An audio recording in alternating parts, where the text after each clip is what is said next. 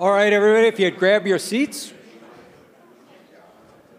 We're going to be rounding out the morning talking about paid subscriptions and expanding the audience base. And in fact, just a few years ago on this very stage, we had someone from Dow Jones prognosticating about where they would be in several years and the ways in which they were collecting such detailed data on the people coming to their site, and that ultimately they would be able to start changing the content that different people see in relation to their propensity to subscribe. And that ultimately they'd be able to start taking that famous paywall of theirs, one of the earliest online, and actually start making it more flexible and moving it around. So different people coming to the site would see different amounts of free and paid content. And there would actually be a process that each user would go through. This was a fascinating model, but now it has come to fruition, and that's what we're going to talk about today. The ways in which the Wall Street Journal is taking that data-driven customer approach to growth, and especially the ways in which its programmatic and search acquisition strategy plays into this highly developed and highly evolved data-driven paywall. That's what Alex Halen, who is the global paid search and programmatic manager, was brought into Dow Jones to do. He's originally from Mercury Media, but he came in to drive these paid media efforts across all and knit together these different channels of search, native, programmatic display, audio, and video. Please welcome Alex.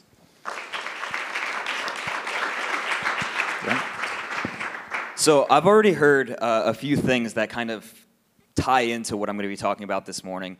The first, or specifically what Steve mentioned earlier about reimagining. And this is really a journey about reimagining our experience and reimagining our advertising. So I'm going to be talking about how WSJ was able to pivot our media strategy to put the customer at the forefront of our marketing efforts. But before we started on our strategy, we needed to clearly define our mission of hitting 3 million Dow Jones members, with the majority coming from the Wall Street Journal, and to lay down the vision of WSJ to be the world's foremost membership for the ambitious. So today I'm going to talk about two of the key initiatives that helped us get there: developing and implementing our dynamic customer-focused paywall, and mimicking that strategy offsite through our paid media. So to be the world's foremost membership for the ambitious, we knew our offering had to feel connected, personal, and exclusive. But with our paywall being in place for over 20 years, it wasn't connected, personal, or exclusive. It was content-led. And if we look at the current paywall models in market, metered, freemium, and hard, we see that there's one really big issue with all of them. And it's a one-size-fits-all approach that treats each customer equally and is dictated by content. So again, to be the world's foremost membership for the ambitious, we said everything we do has to be focused on the customer. So we decided to create something new, something personal and dynamic that could open and close based on advertising demand and really allow each individual user to get their own personal experience. So the first step was to understand when a subscriber subscribed. And we did this by looking at 2 years' worth of data ran through a predictive model. And we were able to pinpoint specific parts of the day, parts of the week, where people were coming through. But since WSJ is a dual revenue business, we also needed a view on advertising demand. So again, that's what was fed into our paywall model, and that's how our paywall model was born. We were able to now open and close our paywall based on subscription data and on advertising demand. We were able to open the site during key acquisition times and lock it down for, we were able to lock down the site during key acquisition times and open it up for ad sales when we saw a customer's propensity to subscribe was low. And that's where we were about 18 months ago. Our paywall model was in place, and then we decided to challenge ourselves by adding more layers of personalization into our paywall. And that was done with the introduction of our intelligence layer. Our intelligence layer is is powered by knowing more about our potential customer. So we looked at historical patterns of who was more likely to subscribe. And through a fusion of first and third-party variables, over 65 of them, we now have a better understanding of how people interact with their product and who's more likely to make a purchase. Our next challenge was to implement a tech solution that could calculate a propensity score in real time and feed that propensity score into our on-site DMP powered by cSense to provide an appropriate experience for each individual user. And our paywall classifies visitors to WSJ.com into 3 buckets depending on their likelihood to subscribe: cold, medium, and hot, and feeds them a paywall experience that aligns with that propensity bucket.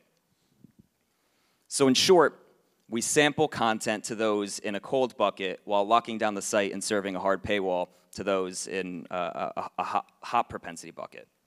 We also have a guest pass that allows visitors to sign in to sample content for a certain amount of time to help increase their likelihood to subscribe. So if we see that you're on a mobile device and you've been to our site 5+ times and you read our market section, you're from a high-income area, you're highly educated, and you also read our opinions content, we see that you're someone who's more likely to subscribe, and then we serve you the hard paywall. And that's really the logic behind how our paywall operates. So how did we take that and start applying it to our media practices off-site? First, it's worth noting that in 2016, we made the decision to bring our media buying in-house. Why? Because we knew getting closer to our data meant getting closer to our customer. And we've been able to work together as a team to help grow our membership base. We've also been able to build a strong relationship with our editorial teams so we can help support them as news stories break. And by examining the paywall logic, by examining the 65+ data variables, we now have a better understanding of how customers move through our acquisition funnel. And we can now apply those learnings through our paid media to really help customers drive customers down through our funnel. And one of the big ways we do that is through content promotion. And one of the ways that we identify where customers sit within our acquisition funnel is their frequency to WSJ.com. We also look at variables like their device and day parting, but the big one is their frequency. So again, we can really concentrate on content promotion and hitting people that have not been to the site that often. We can hit them with content to help drive them down through the funnel. And this is a cross-channel approach that takes place in sponsored email, native, display, video, audio, programmatic, and paid search. And by applying the wave approach, where the wave represents on how we place our spend, we can more effectively allocate our budgets. So during non-sale periods, we focus on awareness and consideration and getting prospects back to site to fill our top and mid funnels. But during sales periods, this flips and focuses more on direct response with the CTA to join, while still allocating a portion of our budget to content to help fill our top funnels. So I actually added one more slide in here that's not being represented, but this really helped us to grow our mid-funnel audience. And our mid-funnel we see as more valuable prospects. So really growing our mid-funnel was a key initiative of this, so that when we do start promoting our offer, it allows us to start harvesting the people that are in the mid-funnel, and then while we do still place that little bit of spend in content during our sales periods, We're still adding new members to our prospecting funnel.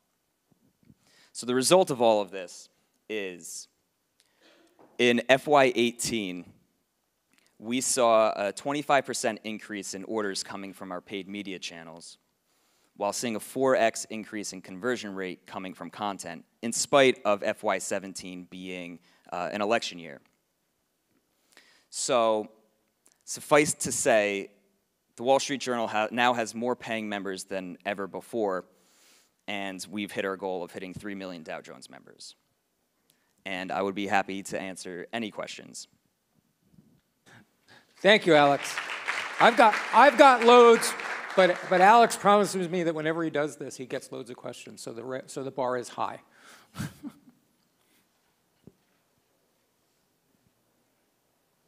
Yeah.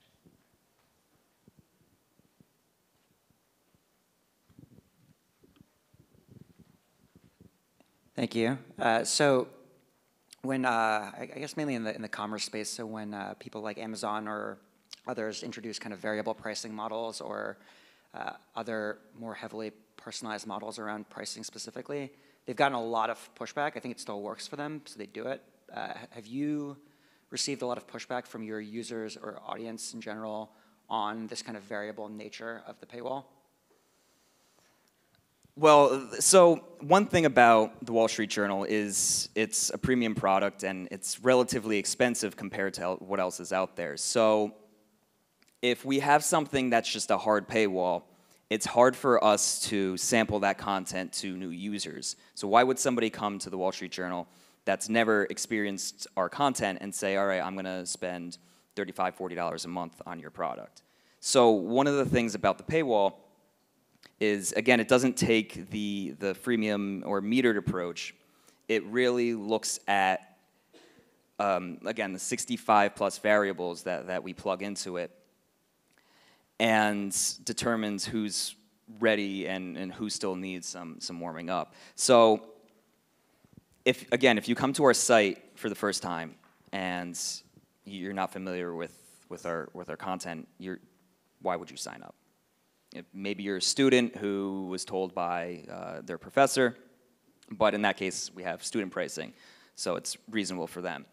So to answer your question of have we gotten pushback with our variable nature, I don't think so, or we haven't, because it's hitting customers when they're ready to buy. So it treats each customer individually and gauges where they are in the prospecting funnel and starts locking down the site when we see that they're ready to buy. So of course there's going to be some people that say, hey, I used to get that content for free and now I don't. But if we've seen them come to the site a bunch of times and we know that they're from in this demo, and that's the nature of our business. We're a subscription business, so we have to start locking down the site for them to make a purchase.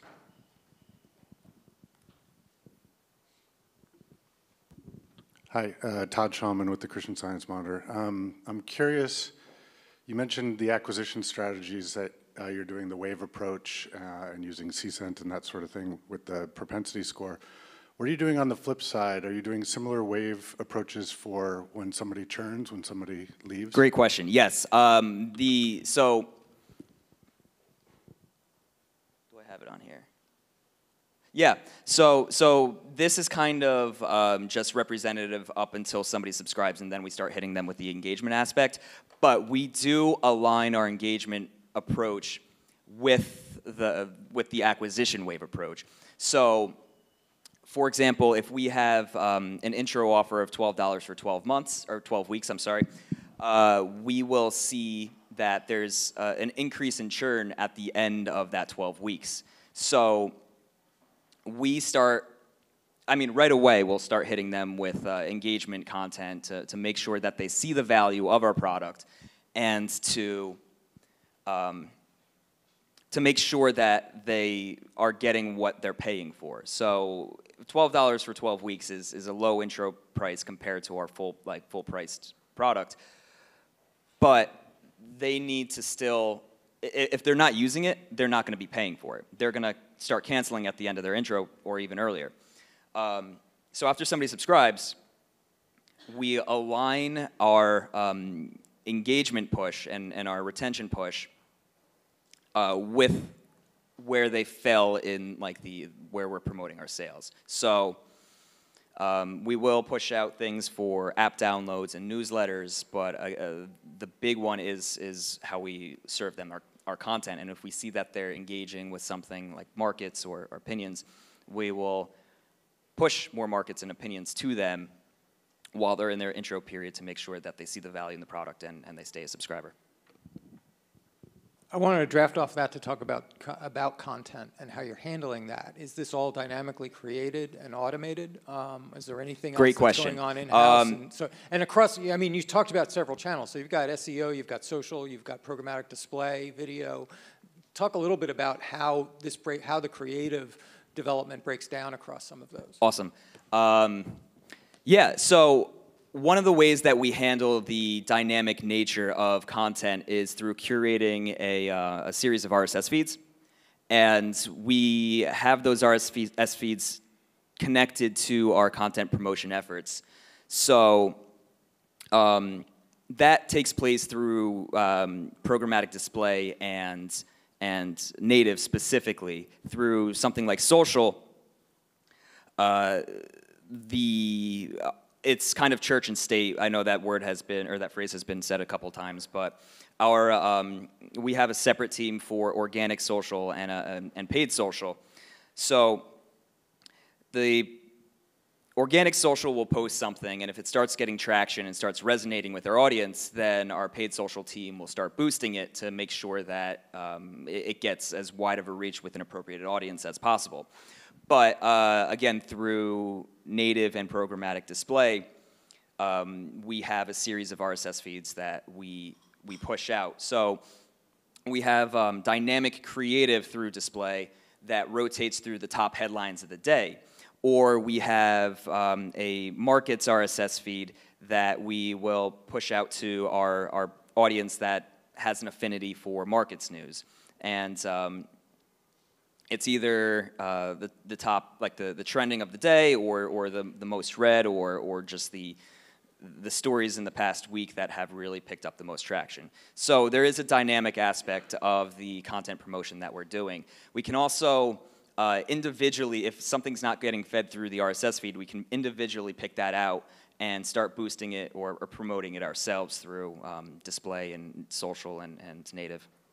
And these are individually targeted as well. So you're looking at specific content usage and then targeting content. We have, yes, we have buckets of users that have an affinity for a certain section. So again, if there's a markets, if we know somebody's interested in markets, we can promote markets content to them. So on both sides of the spectrum, we on the acquisition side and the engagement side, we can say this person reads this type of content.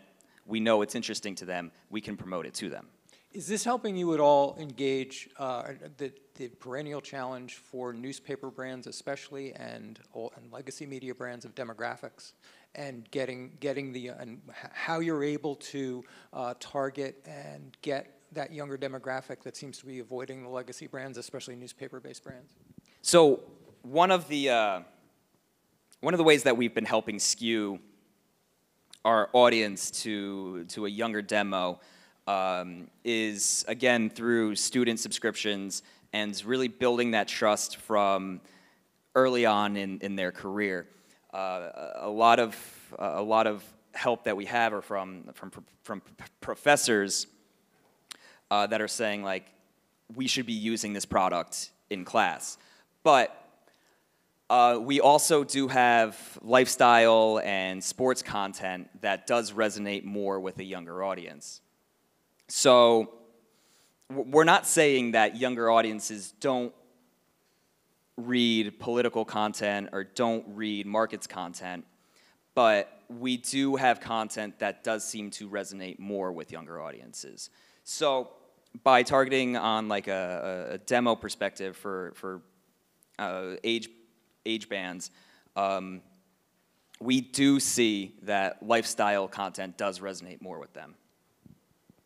And is it actually moving the needle? I'm really curious about how programmatic channels can drive a younger demographic and if it's really effective. I mean, it sounds as if the default most effective is still that sort of age-old Wall Street Journal leveraging of the younger demographic through their college experience and getting them into the brand early. But I'm curious if any of these automated channels really are proving effective, or some of the new promotional channels, say through younger social channels like a Snapchat or others, that are actually proving effective at driving a younger demo. So Snapchat is actually performing very well right now. And earlier there was some other talk about Snapchat. I think you were the one that mentioned it. Right now, Snapchat is actually only being targeted or used for subs, not yet for content. But we do have a Snapchat Stories channel, which again is kind of church and state from the work that we do on the acquisition front. But yeah, it's really interesting to see how different channels resonate with different audiences. Something like paid search is people actively looking for our product, and we see that the majority of like if somebody Google searches the Wall Street Journal, they have a higher propensity to actually come through and make a subscription. But we have a whole other branch of search terms that are all geared around content-related terms. So if somebody does do a search for markets news, we will surface, or hopefully will surface, in one of the top slots through Google. But we also break that out into student terms, and we can isolate people where they are in their life cycle, or where they are in their life, by demo targeting and specific keyword targeting. So it's a really interesting landscape of where we should be using different channels to hit people in their purchasing, like their purchasing behavior, their purchasing life cycle. Native, Taboola got a shout out before. We see different CTRs and we see different conversion rates through all these different channels, but we know that we have to hit customers where they are. We can't stay to the confines of something like a social media feed, and we can't stay to the confines in something like the Google search engine results page. We need to take our product off of those platforms and get them out through the industry. And an interesting exercise that we went through was a brand safety measure. And Google and these products have brand safety checks built into their platforms, but sometimes it's not good enough. And about 18 months ago, we had a blacklist in place that we're blocking all the sites that we didn't want to serve on through display and through native.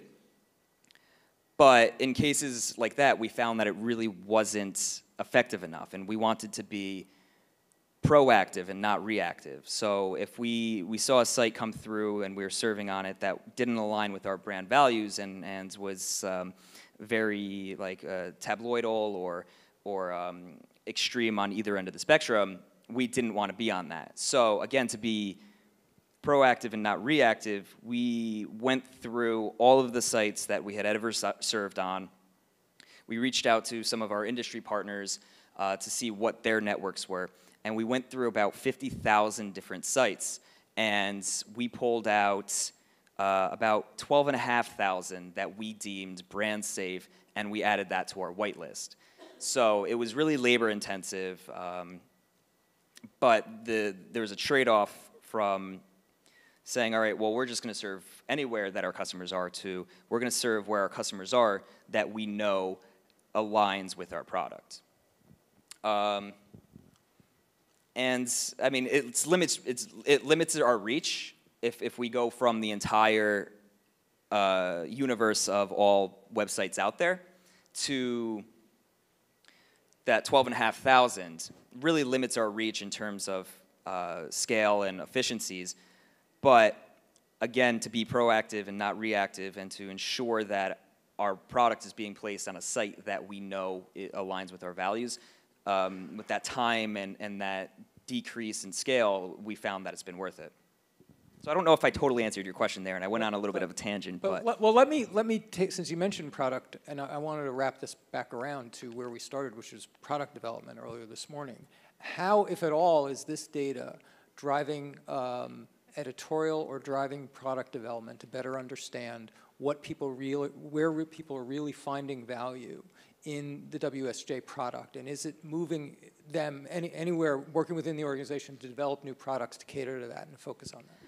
So we don't want to dictate what our editorial team writes.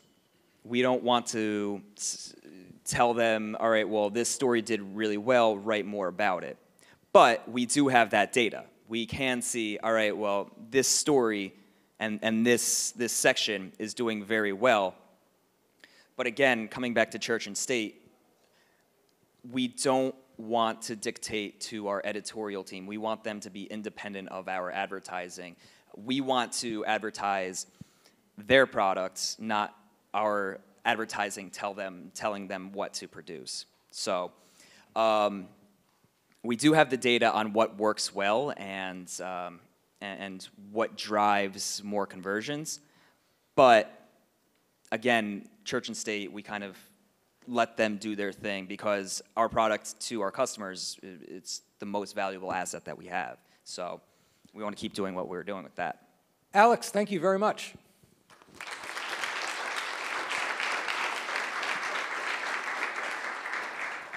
We are going to round out this morning by talking about the paid content model. When I started, and you have to pardon me if I'm being waxing nostalgic, but I turned 60 recently, so I'm thinking back a lot. And I'm remembering my early days of covering this field. And I remember in the first 4 or 5 years of covering digital media in the mid-90s, when we talked about subscription-driven media, we were really talking about 3 brands. Wall Street Journal was one. Consumer Reports was the other. Does anybody remember what the third one was? There were usually 3 that I always had to go to and check in on when it came to what were the subscriber levels. And it was Consumer Report was the one that had made the transition well, and Wall Street Journal. Anybody remember the third? Playboy. Playboy, they were all vying for leadership. Consumer Report and Wall Street Journal always out ahead, but Playboy was the one that seemed to be making the transition most effectively. But that idea of drive, so it's interesting that we have two brands here talking about their subscription-based premium programs. One of the great veterans of that model, Consumer Reports, another, Christian Science Monitor, that has just moved towards that. In fact, we heard that story on this stage last year. And to take the lead here, we have Austin's own Steve Dorsey from Statesman Media, as the VP of Innovation and Planning, comes to Austin via Detroit, where he played that role at the Detroit Free. Which paper was it? Both, Detroit Media Partnership. Detroit Media Partnership. Please welcome Steve Dorsey in our paid content panel. Thanks, Stephen. As one of the members of the Austin Weather Apologists, I just want to welcome you to Austin. It's a great city, even with the weather, so I do hope you enjoy that. I'm super honored to be here today. Thank you, Stephen, for the invitation, for Media Post invitation. I'm with the Statesman Media, which is the Austin paper, which you all, I'm sure, picked up and read through the whole thing this morning, right? It's recently a Gatehouse Media property, and you'll be hearing a little more, I think, from Bill Church on Wednesday from Gatehouse Media. I'm happy to talk about it, but I really am brand new to the family, so I can talk about Austin a lot more. Tacos and brisket and all that sort of thing. Anyway, super excited to be here today to talk about subscriber-centered publishing, growing and maintaining subscription bases, how product development is tied to subscriptions, customer service, and acquisition landscape. I do have to say, coming after the Wall Street Journal, sort of feels like Chris Farley interviewing Paul McCartney. No offense to you guys, that's just my feeling. Because at the Statesman, we're not quite that developed, but we're trying really hard. But we're lucky today to have one of the oldest subscription-based digital programs in Consumer Reports and one of the newest in Christian Science Monitor. And we're going to hear from Ted and Todd, and I really did seriously think about changing my name to T something or other, just so it would be nice and synonymous. Honorary. Honorary Todd, yeah, thank you. Tim, I guess I'd be Tim. So let's meet Ted and Ted Bongiovanni, Director of Product Consumer Developments, at Consumer Reports, and Todd Schauman, Director of Marketing and Analytics at Christian Science Monitor. If you guys could tell us just briefly a little bit about what you do and what your main focus is right now. Maybe tell us a little bit about where your percentage of print versus digital lies, and then we'll go from there. Sure. So Todd Schauman with the Christian Science Monitor, head up marketing and analytics. We support two main products, a print product that's been published for over 100 years. It started off as a newspaper 5 days a week. We switched, one of the first to switch in 2007 to weekly format for print. And we still publish weekly in print. And digital, we've had digital products throughout the year, but they were more niche. And last year we launched our first digital first product of size and scale.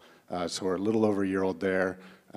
We've acquired almost 11,000 subscribers over that year plus to the digital product, and are now focusing on acquisition and retention. So the two groups within marketing that we have an acquisition team that focuses on that, and we have a retention lifetime value team that focuses there, and they come together. We've been working through sprints and Scrum basically internally from an operational standpoint to support those things. Okay. Ted?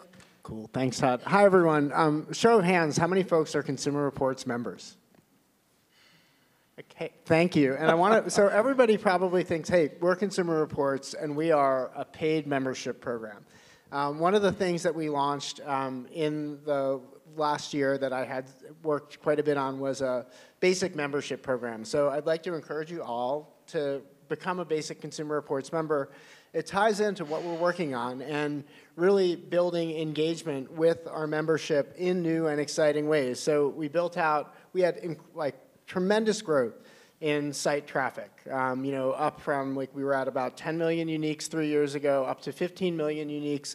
What do we do with those folks? We're seeing really good engagement on social. So we built out this basic tier, new benefits.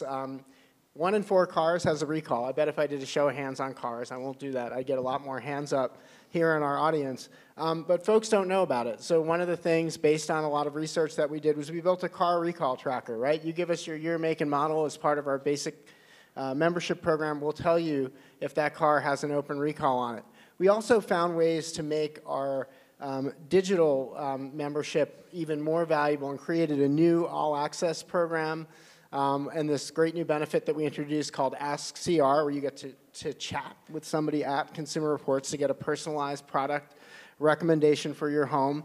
All in all, we're 6 million members. About half of those are in print. About half of those are digital. We've seen great engagement with those new benefits, and I'm excited to chat more with all of you about it today. So Ted, I want to follow up on the Ask CR a little bit. I knew Consumer Reports as a magazine for a long time. And you're talking about all these different services, alerts, apps. You were even talking about a TV program earlier in the coffee break. And we needed to plug the TV program. But tell me how you go about deciding which of those things to pursue. And you're getting more and more digital and all these different products. And how that fits into the overall goals that you're trying to reach.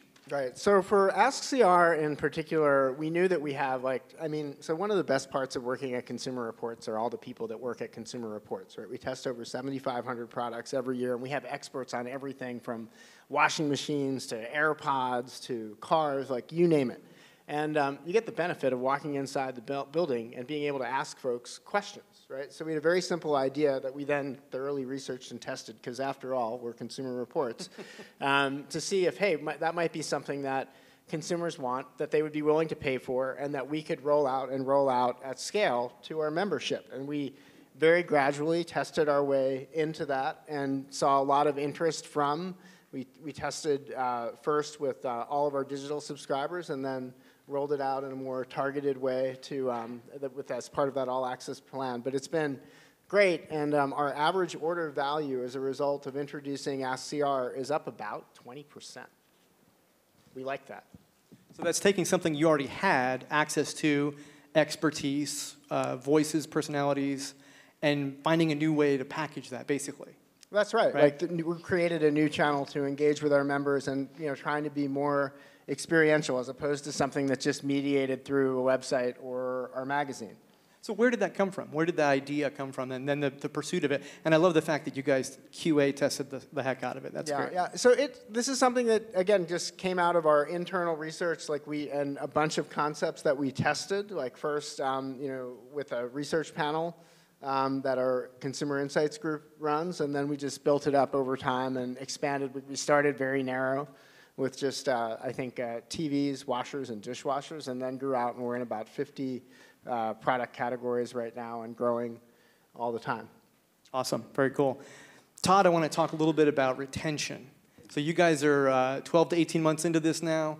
You've got it all figured out, right? Of course, yeah. Okay. But you're coming up on renewal time for some people, and I'm wondering how you're working on retention and what kinds of things you've figured out and maybe pivoted around about in the last year or so. Yeah, so speaking to retention specifically, we have a paid digital product that launched a year ago. It's $11 a month, $110 a year, so we had a lot of annual subscriptions at the beginning. Yeah, it's probably like 70% annual, 30% monthly. And so those renewals came up and came through, and we saw a small dip. The monthlies churn more than the annuals do, which is great.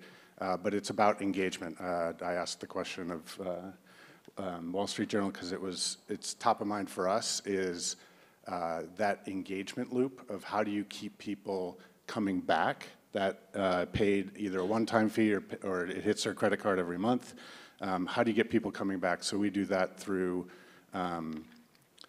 both the product itself. It's distributed on site and through email, and really try to mash up the on-site experience with the email experience. So the email version of the daily product has a very similar look and feel to the web version of it. The web version is much more dynamic. The email version is basically 30-second reads of 5 stories of the day from an editor's perspective. And then once you come to the site, you can either choose to just stick with that 30-second read or expand and read the full article. And there are jumping off points and more video content and graphic content in the web version. But it's been that engagement focus that's really helped to reduce churn and understand touch points and keeping people engaged throughout the life cycle. Gotcha. So in addition to adding in the paywall and everything, what other product changes, you talked about frequency of delivery, that sort of thing, what other things have you considered, maybe rejected, and what's coming up? Maybe you can give us a little preview into things you're thinking about. Is there anything on the horizon, any big changes coming? Yeah, I think we launched with a very static meter. You get 5 articles in a month. The data flows through so we can see who comes back and hits the meter month after month. But it was all fixed at that, everybody gets 5. I think a dynamic meter is what we're moving towards. And just really trying to more aggressively pursue those that are likely to just read one piece of content on us and then leave. So with that sort of, you saw with the Wall Street Journal, that middle tier where it's like, get 24 hours of access, just give us your email. Once we have an email that leads to higher engagement, that leads to better retention and more likelihood to subscribe. The 10x number was thrown out by, I think, Patrick. Yeah, it's 10x for us. Once somebody's part of our free newsletters, we have 7 free newsletters. They have a much higher propensity to eventually subscribe. So I love this idea of following on specific topics. We were talking about baseball during the break. And I love that ESPN, nobody hears from ESPN, right? Yeah, Bill's back there somewhere. I was just going to rave about ESPN and say I love that you can follow specific events so minutely. And I wish news sites were better at figuring that out. They're just beginning to. And they're not quite where I wish they were as a consumer, but the idea of following a car recall notice is great. The idea of following a specific story or topic is great. And I know newsletters sort of do that if you pick the right newsletter, but talk a little bit about how the future of that excites you or what you're thinking about how that might apply. And you guys are already doing some of that in Consumer Reports, right? Yeah. Sure. So part of what we're trying to do is introduce new folks to Consumer Reports. So one of the things that we did, and I think this, like when we think about how we do our products, it's very much about like moving from a transactional brand, like, hey, you need us because you're going shopping for a car, or maybe you need a new dishwasher, you're doing a home renovation or something like that. But we wanted to move into a more experiential space. And we, in partnership with NBC, launched a new TV show on Saturday mornings at 10 a.m. Of course, it's also on the interwebs, called Consumer 101, which is all about like kind of like, if you think about like an analogy to dating. I bet you didn't think the Consumer Reports person was going to talk about dating. But anyway, but like the analogy to dating was going to be that, like, you know, that's a chance for new people to get to meet us, right? And then they come and maybe sign up for our food newsletter, which is a great source of traffic, and we have like super engagement around that. That leads to other things like a basic membership, and maybe eventually a paying relationship with Consumer Reports, because we're more than the products. We're also advocating for choice and change as an independent, not-for-profit organization. So you're trying to change from just a transaction to more of a, you described it before as an affinity, right? That's right, and thanks for getting me back on track there. Right. I appreciate it. But yeah, this notion that we just want to have like a series of emotional connections so that we're there for more than just when you're going shopping for something. You know, we like to say for, you know, all of life's moments, the big ones and the little ones and everything, everything in between. But that strategy of having like new content forms, like whether it's the TV show or new kinds of newsletters, like we're thinking a lot, you asked about the future, like how can we be more personalized with folks? That, you know, that car recall tracker that you saw was really just like kind of the first of a series of steps that we're going to be making in that direction so we can be even more relevant to folks.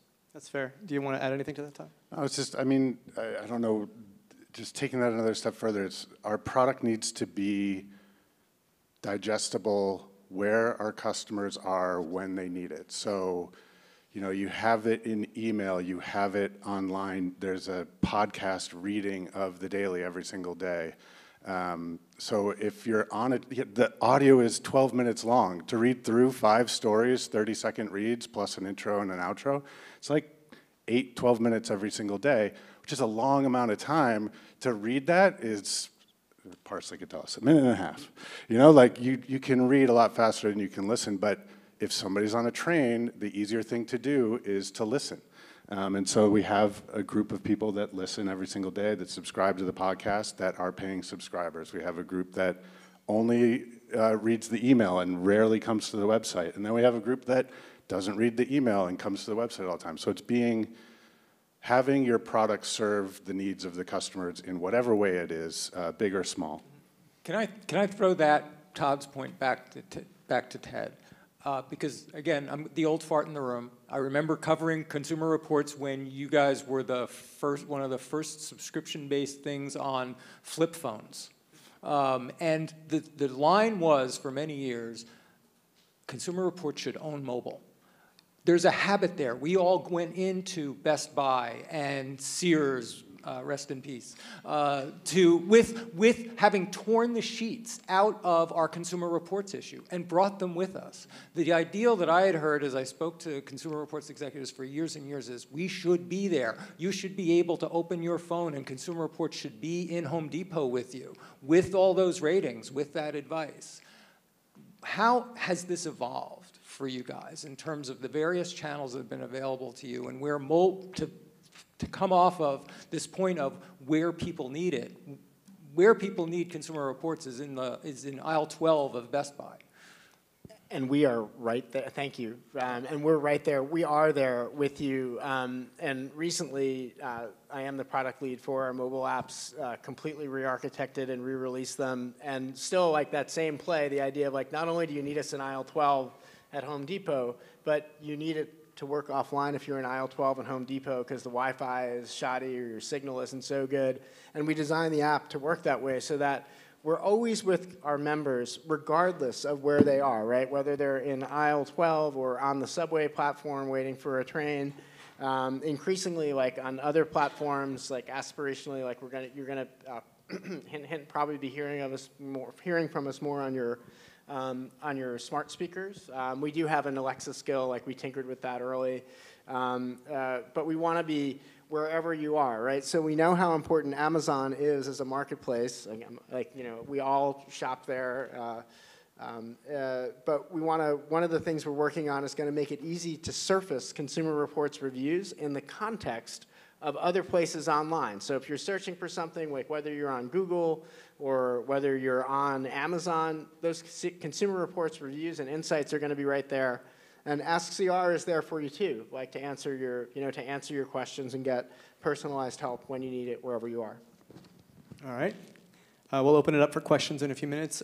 So while you're signing up right now for AskCR, we'll give you a minute to do that, and then we'll come back. So one of the questions I wanted to ask you guys is, both of you, where do you look for ideas and inspiration? I'm constantly trying to figure out and validate, good ideas, bad ideas. We're all here looking for new ideas, right? Things that we haven't tried yet, or what we should avoid trying, that sort of thing. Where do you go for that? And what have you, especially in the last year, Todd, what have you looked at and said, maybe not yet. Maybe we want to get back to something else?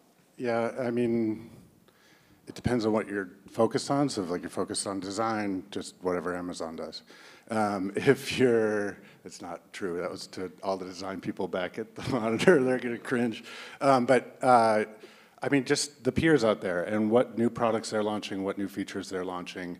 But then Slate earlier today mentioned doing what is affordable to you. We're a nonprofit, like through and through. By every definition of nonprofit, we fit it. But doing what you can afford to do. So for us, podcasts came naturally because we already had a broadcasting studio in-house. Video, not so much. Video, though, we are dabbling in video, not to the paid channel avenue, but more to support stories. We do send photojournalists on assignments with reporters across the globe. And so when they're out there, adding video in as a component is actually fairly easy to do, and our customers aren't expecting a high production value from video. They're expecting a direct connection with the reporter. So we recently sent a reporter into the Amazon, and she did a video from the Amazon of just her experience there and what it was like and what she was reporting on, what the full story was going to be. And that just, for us, did well. For others, maybe not so well.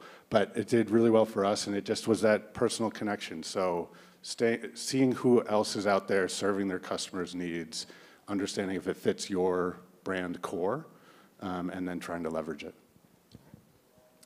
Was it Linus Pauling who said the way to have good ideas is to have lots of ideas? And I think that's what we try to do at Consumer Reports, and we're pretty boundaryless, I think, about when we think about like what the sources for those ideas are. And I'd be like, first and foremost, we do look we look inside and we look outside, but so we have this, one of the basic member benefits that we have is a TV screen optimizer, right? So you're like, when you buy a TV on Amazon, or if you buy a TV at Best Buy, that TV is meant to look good in the showroom, but not your living room, den, kitchen, or wherever you're going to put it. Claudio, one of our guys, who's a tester, has these settings for almost every television that was made in the last 3 years that we've tested, and we've tested all the really good ones, and we'll tell you how to set your TV up so that it really works best for you. That idea, Claudio pitched that to us, and we're like, and we tested it because we test everything, and that idea had a lot of weight and became part of our basic membership program. One of the things that we bandy about is this notion of shared insight for choice and change, right? That if we work together, the marketplace is going to work better. We want better choices for all consumers. So we have a consumer insights panel, and we work with that panel to help tease out and develop these new ideas. And we do co-creation workshops with our members, both live as well as remote. All the stuff I'm sure you guys are doing as part of your product development efforts, but we try to bring a restlessness to that process. Well, and I think that idea of listening to your customers is so great. Somebody else mentioned that earlier this morning, and the idea of actually listening to them, not just paying lip service or inviting them in once every quarter, but actually going out and listening to them is really important. So yeah. I was just going to add in that one of the things we do aside from like way too many newsletters, but they have huge open rates, so we keep doing them and we sell into them. We have a studio in our video studio. We bring people in to our video studio, so it's a studio audience. Someday that should be a membership-driven right, but we do it's live music capital of the world, so you better go listen to a band while you're here. I encourage it highly, but we do live music streaming from our video studio with a studio audience. So I don't think that would work for every paper in my company, but here in Austin, it's what people look to us to do. So anyway, do we have any other questions? We have a few minutes, I think. Yeah, we do have time for questions. We could keep talking too. We have actually talked for hours about this stuff already. Question in the back.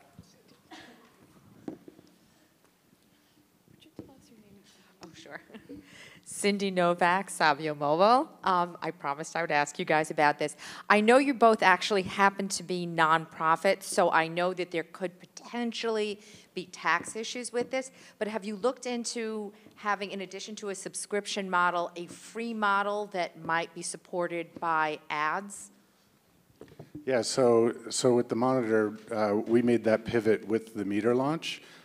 We were programmatic ad revenue, our programmatic ad revenue driven, and with the Meter, if you're a non-paying customer, you get programmatic ads through your experience. One of the selling points of the paid product, or an added feature of the paid product, is the removal of ads. So, and that encourages people to log in, because even the email group, we push the product through email. They click on an article, they're not automatically logged in. We trigger a sort of temp authorization that basically treats them like they're logged in, but they haven't actually clicked that login button. So if they go from the paid product to an article on the website, they'll see ads until they log in. And that's kind of one of those, and we can message them and say, hey, it looks like you haven't signed in yet. Go up to the top right corner and log in, because then we get better data on them. But we can make inferences already, whether they come from email or not. But yeah, advertising is one of those carrots and sticks. Right. So for us, independence is at our core. No money from advertising, governments, or or anything that's related to our work. So the only ads that you will ever see on consumerreports.org or any of our stuff are for other things on Consumer Reports and our own calls to action. It's just too at odds with who we are and our independence. We buy everything that we test. We accept no advertising. That is, trust is like the #1 thing that our members think of when they think of us, and we've worked hard to earn that trust and want to keep that trust. So we feel like an ad model is just not the way for us to go. Same deal for us. Like on the, we just don't, because we feel it would compromise our integrity. We just can't. I think it's that same thing where you're always testing and you're seeing if you can do it and you're seeing what the margins are. Like, we tried sponsor, but the margins weren't there for us. It was too expensive for us to create it and for us to source it. And that 90-10 rule of like, you only get 10%, like, it was too difficult. But there were learnings there that then we can apply to other things. And with programmatic, we can control, even with programmatic, you can still control who advertises on your site. Do we have time for one more question? Hi, Josh Rubin, the Daily Dot. Question for Ted. You don't take advertising, you don't take sponsorship. How are you dealing with the pressure of affiliate? With the Wirecutter stepping in, with Tom's Guide, with Clark.com. I knew that. We do not take money from advertising. We do have, because our members have asked for it. For the products that we rate and review, we surface links, and we try to do this from a number of sites to, if you want to find and buy that product, you can get that product, and that is a source of some revenue for us. So you are taking a cut from the link outs. If you click through to one of those Amazon or other affiliate links, we do earn some revenue from that. Ted, could you tell us a little more specifically how you're getting into that Amazon search flow? So that, because Amazon's become the default search engine for product searches. We know that it's competing with Google. I'm curious how it's competing with you, and then how you're actually getting into that flow. I'm thinking about. So one of the thing that we're working on is that's not yet released, which is why I'm hesitating just a little bit, but could be coming soon. I think I'm within the boundaries of what our media folks said was okay. Is a plug-in type experience where we watch and we see if you're searching for a product, and if there's a match, then we're going to say, hey, kind of like for something like that, it looks like you're looking for that, and that works with, it lets you really take that CR experience beyond what we offer on site. So it would be sort of intercepting on current customers. With people who are, that's right, CR, okay. With people who are CR members as opposed to new folks for now. Right? One could imagine that there are other opportunities in that space. All right. There was one other question. Do we have time for one more? Yeah, we do. Oh, okay. All right. Any other questions? Going once, twice. All right. Well, listen, Stephen. Go ahead. Go ahead. I was just going to say thank you, Ted. Thank you, Todd. Really appreciate the time and the insights. And thank you, Stephen. And thank you, Steve. We're gonna move this around. And thank you guys very much. Thank you.